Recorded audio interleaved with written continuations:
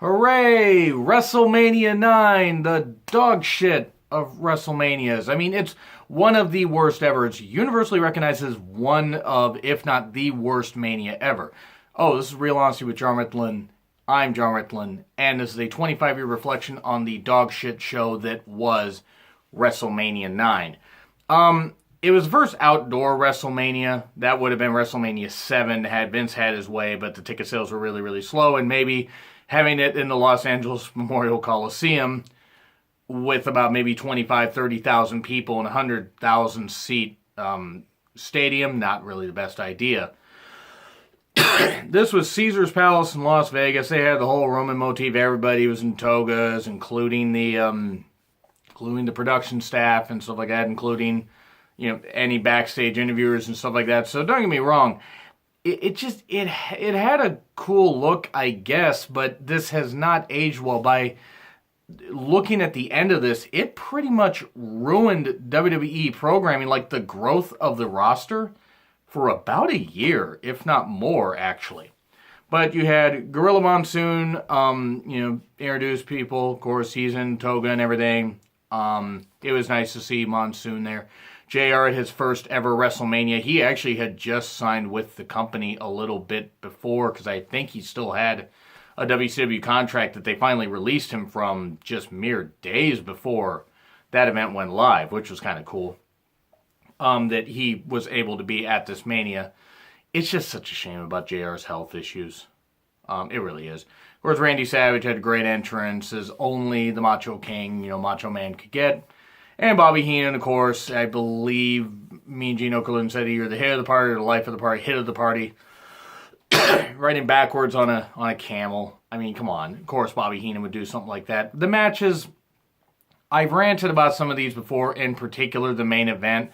So I'm not going to necessarily do the scathing rant. If you want to really know how I feel fully about Hulk Hogan's ego trip, check out my video, Hulk Hogan's Ego Trip in 1993, a 25-year reflection, where I dive into a little bit of stuff in 92, but then in 93. Because I have my reasons for what I say about Hogan. But anyway, you got the card. It ends up being, I guess, officially 9 matches. Even though that title switch, that second title switch doesn't really count as a match. Bell rang, salt, that kind of bell rang. But anyway, Tatanka with Sherry Martel versus Shawn Michaels with Luna. It's an IC title match.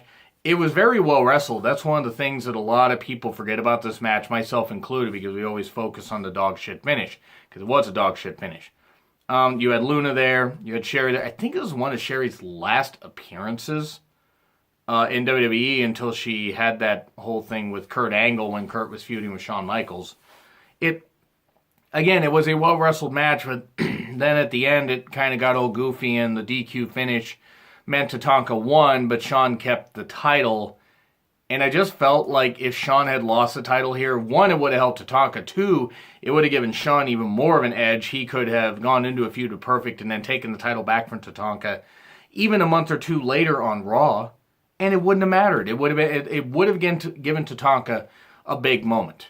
Sure, would he have been known as one of the greatest IC champions ever? No, but it would have given him a really good, memorable moment here, and instead he wins by DQ, and then the wheels are pretty much off the wagon, or off of anything of his push. Like, he pretty much was never the same after that. Even though he was super over, later in 93 he got beat by Ludwig Borga, of all people. It was, again, well-wrestled match, not great. Because the finish kind of ruined it, but it did have some good moves. Some really good moves and some good psychology. And Shawn apparently worked with a bad shoulder. Then you had the Steiner Brothers versus the Head Shrinkers. It was well wrestled, and it actually might have been the best match on the card. And that's saying something. That's not knocking the Steiners or the Head Shrinkers, who are great teams. Fatu, of course, started this match for The Rock, for the people. That's right. I went there with that joke. Despite the fact for about 7.5 years, it didn't end up, coming to fruition. Rikishi's heel turn didn't work. Steiner Brothers got the win. It was good, hard hitting. I mean, it was a match you could have seen on Raw, like the main event of Raw, even at this time, and it wouldn't have looked out of place. Sure, okay, it was a very sloppy Mania card, though, because then we go to a couple other matches. But the Steiner Brothers being Head Shrinkers was certainly good, and then You have Crush versus Doink. This is known for the 2 Doink finish, where, one Doink, the original Doink's in the head, the Kona Crush, and then the other Doink comes out from under the ring. And I'm not sure who the other Doink was played by. It could have been the Brooklyn Brawler, could have been, I don't know who the other Doink was played by. The original Doink, of course, played by Matt Bourne, but Crush got, disarmed right there, mannequin arm to the back of the head, got pinned. Okay, whatever. The whole 2 Doink thing was kind of funny, but match was sloppy because Crush dominated the whole fucking thing, and then Doink wins, and it's like, okay, and then I don't even think they really went much of anywhere else with the feud. Like, if they did, I don't really remember much of it. I mean, I think Crush might have triumphed in the end, but yeah, there wasn't a lot to it, and it's a shame they turned Doink face, because his heel run was actually really tremendous. And then, of course, Razor versus Bob Backlund, it was quick, and I just watched, and by the time you guys see this video, you will have noticed all the Raw. I reviewed every single Raw episode from March in a quick fashion for a 25-year reflection review. They did no build up to this. I mean, they might have mentioned it off like at one point on commentary. But like Razor and Bob Backlund never interacted on any of the shows, at least as far as I can remember, and they were very short shows, so it wasn't like there was a ton to remember. And they got a huge Razor chant from the crowd. The Razor was clearly winning over the crowd. It wasn't that they hated Bob Backlund, just he was winning over the crowd. Razor was. And then Bob Backlund kind of dominated the match, hit a big atomic drop. Razor goes to the outside. Razor gets back in, and at one point ends up getting a roll up or an inside cradle 1, 2, 3. So that was Bob Backlund's first WrestleMania match, believe it or not, because he left the company like a year before they started doing Manias. And then he returned to the company at the 93 Rumble, so I think he's 0-2 at Mania, because his only matches that I can think of are 93 and 95, and he lost to Razor and Brett. But this is just like the most random match, and Razor won it was like a few minutes, and that was it. And then we go to a money match. I mean, of course, Money Inc. in it. I mean, pardon the pun. Money Inc. versus Hogan and Beefcake with Jimmy Hart, the Mega Maniacs. And, well, there were like 3-4 minutes of rest holds. I mean, they could have cut that out. Like, Hogan was in the $1 Million Dream for what seemed like about an eternity. And, of course, there's that mask that Beefcake was wearing that was supposed to be protective, and they removed it at one point and were hitting people with it. Then Hogan used it to hit other people, and the ref got bumped, and a DQ finish happened. Because I guess a ref from the back saw what happened and said, oh no, they're going to get DQ, because apparently that's what happened. That finish happened a few times, where refs would come from the back and try to tell the ref something, like it happened in the Crush Doink thing. It happened with the Money Inc. tag match, or it happened with the tag title match. It happened with Luger, and I think it happened with Luger and Perfect. It happened with Giant Gonzalez and Undertaker. There were so many times where the refs were like running out. It was like, okay, why don't you just have a second referee at ringside? Because we ended up having, like, let's see, 1 DQ finish, 2. We ended up having 3 DQ finishes on this whole show. 3 DQ finishes on a 9-card show. I mean, it's not like this is one of the way older WrestleManias where there were 12, 13 matches on the card, and you could get away with doing a couple DQ finishes. This was like something where it's like, okay, you have literally, I mean, it's like 8.5 matches, because again, the main event didn't really count. The last title change didn't really count as a match. So even out of 8 matches, 8 official matches, you had 3 DQ finishes. And that's pretty shit. But yeah, Money Inc. ends up retaining because the referee sees all the shit that happened where Hogan waffled everybody with the mask, including about 5 fans in the front row, and then tried to go for the pin. Jimmy Hart puts on a referee jacket and does the count, and of course Hogan and Beefcake celebrate. It's the stupidest thing. The only thing that was stupider in 93 was Luger celebrating like he'd won the title from Yokozuna at SummerSlam 93, and that might actually be a 25-year reflection that I do, at least talking about Luger's push in 93. 93, maybe even 94, and just include that and just say, here, fuck it, there it is. But, yeah, this was kind of sloppy. I mean, in Hogan, 93 Hogan looked a lot slimmer than 92 Hogan. I wonder why.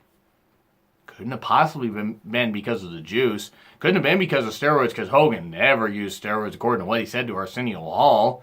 Fucking idiot. Money Inc. retains, and then Lex Luger versus Mr. Perfect. It was eh. Luger always sold every move like he got shot. I just never understood it. I just never understood that. It was ridiculous.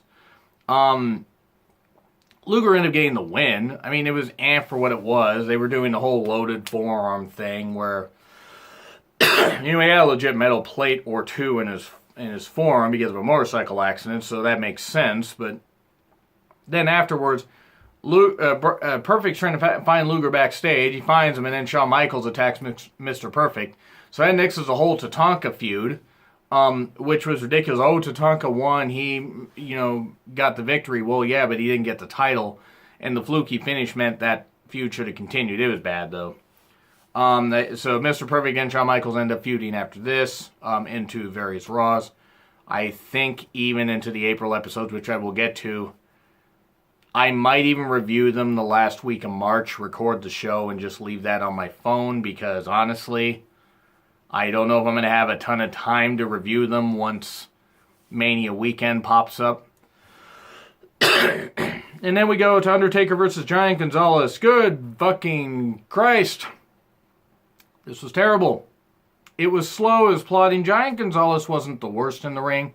He didn't seem like a mean guy. I'm sure he was nice, according to a lot of people, like people that were in the business. He was very nice, but he was inept. He was also so big that he couldn't really do any moves. I mean, he could sort of do a choke slam. He could sort of chop. He was better than Khali, because at least Gonzalez had working knees. But they used ether and a lot of nothing to stare down between Taker and Gonzalez, which was like this, and this was about the best moment of the match. Undertaker ends up winning by DQ because of the referee bump and using the ether and stuff like that. But God, this was one of Undertaker's worst matches at WrestleMania. Probably his worst match at WrestleMania. It was really shit. It was just absolute shit. And then less than 20 minutes and the main event hasn't started. The main event the bell doesn't even ring until about 13 or 12 and a half minutes left in the show. The main event of WrestleMania. And knowing what they had to pack in here, I'm like, okay. Even if they hadn't done the Hogan finish, even if they had just had it where Yokozuna had ended the show as champion, it was still like a 7-8 minute match, and it was just stupid. I guess apparently Yoko got super, super tired and just went to the finish early. I guess they were supposed to have maybe possibly just, 3 minutes for Hogan and Yokozuna, but it ended up being about 4.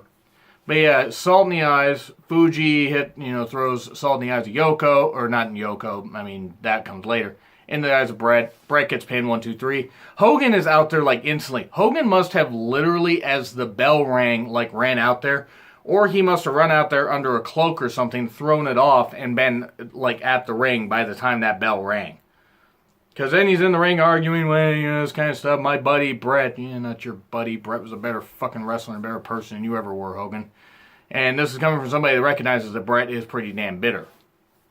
But then, of course, Fuji's yelling at him because they got to go to this finish and stuff like that. My Yokozuna issue a challenge. Do you accept? We'll put the title on the line right now, and Brett's doing this and hurting his eyes and doing this kind of stuff and not holding his nose. That's the problem with when you can't see what the fuck you're doing on camera. But, of course, Hogan checking on his buddy Brett and then goes in the ring. Yoko attacks Hogan, holds him. Hogan ducks the salt in the eye spot. He hits Fuji. Fuji rolls out. Hogan hits a clothesline. Leg drop. 1, 2, 3. Hogan closes Mania 9 as the WWE Champion. He didn't even close Mania 8 as champion. And that was supposed to be possibly his last match. The reason why this is the worst ending in Mania history, and yes, I did a show on that, by the way, you can check that out, even though I kind of spoiled it. You can hear a little more ranting. You can hear more ranting about Hogan in my Hogan Ego Trip video. The reason is because it was unnecessary. It stunted the growth of the roster and the company. Because Hogan barely defended, if at all defended, the championship, even on house shows, and then lost it to Yokozuna instead of losing it to Brett at SummerSlam 93. He lost it to Yoko, King of the Ring 93. and then did some, house show stuff, and then did dates in Japan and was done. Wanted out of his contract. But it didn't benefit anybody. It didn't even help Yoko. Because Yokozuna may have won the title back, great, but he won it in such stupid fashion with such overbooking that they might as well, I hate to say this, they might as well have just had Lex Luger win at SummerSlam 93. With the way they were building him, because then that ruined him, which, granted, ruining Luger isn't necessarily a bad thing. But just with their mindset, they did that to him, and it's like, okay, it didn't serve any purpose. It didn't help anybody.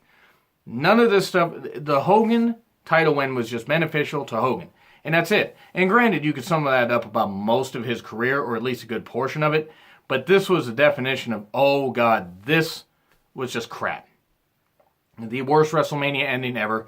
And one of the worst WrestleManias, period. It was fucking atrocious.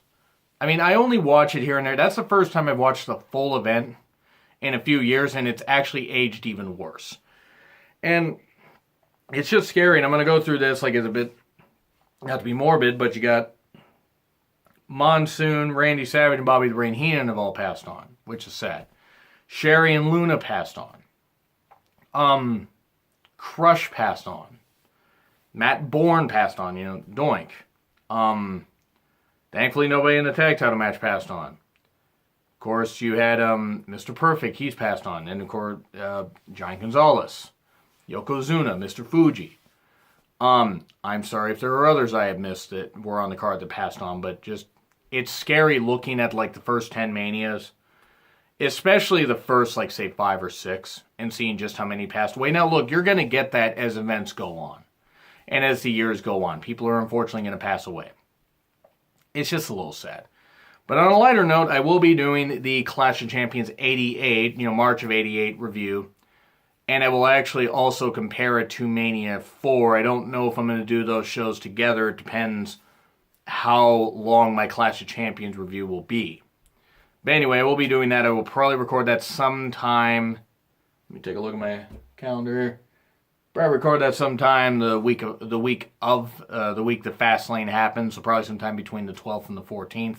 15th. Anyway, what do you guys think? You think Mania 9 is one of the worst of all time? Let me know in the comments. Like, share, subscribe also. It's been Real Honesty with John Ritlin. I'm John Ritlin. I will see you soon.